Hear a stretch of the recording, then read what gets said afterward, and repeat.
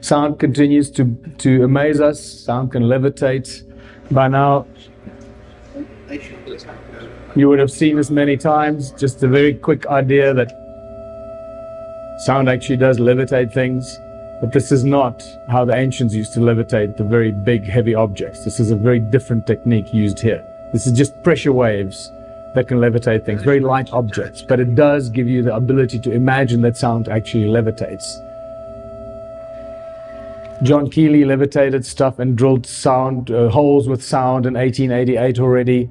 Peter Davey boiled water with sound since 1940, and he died several years ago.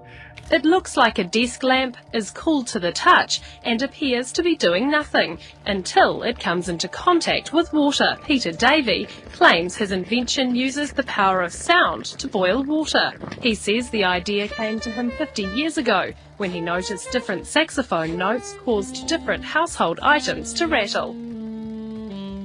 Magnetrons are really just very, very it's called a resonant cavity magnetron that is created through resonance, sound resonance. It creates huge amounts of energy that's used in laser beams, used in microwaves, laser beams, etc. Sound acts as a cloak of invisibility. Sound can make things disappear. This 3D sort of plastic pyramid they created, when they expose it to certain sound frequencies, anything they put underneath it disappears, becomes invisible.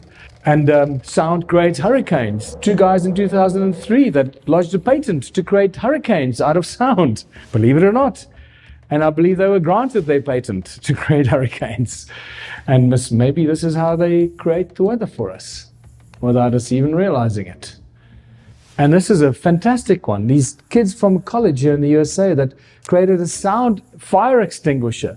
And this is years ago. You would have thought by now the fire brigades would be using it everywhere. We're both graduating from the Electrical and Computer Engineering Department at George Mason University this coming May. We're just going to test out our device that we use that uses sound frequencies to extinguish flames. I see this device being applied to a lot of things. First off, I think in the kitchen, it could be on top of a stovetop.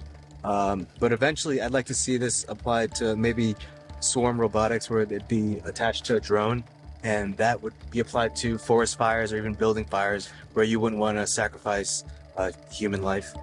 Professor Brian Mark really stepped in to help us. Just gave us a lot of support. I think as a whole, engineering is really just finding solutions finding simple solutions to complicated problems. Sound creates volcanoes. Imagine, the earth is ringing like a bell all the time. So these frequencies keep coming out of the earth all the time. What do you think creates the volcanoes? What creates the heat underground that creates the volcanoes? Luc Montagnier, 2011, spontaneously generated DNA in water with sound frequencies. If you go on YouTube, you can watch one of these latest documentaries where he creates a virus with a sound frequency from Paris to Rome by sending a sound frequency of a virus across a telephone line, and they reconstitute the virus that he has in the lab in Paris. They reconstitute the same virus in the lab in Rome. This is just spectacular stuff. It's very hard to admit for a certain number of our colleagues, including Nobel laureates, who strongly refute these ideas. But these are facts. This is an established scientific fact. So now you can see how we can manifest things. We become creators and can manifest anything with sound.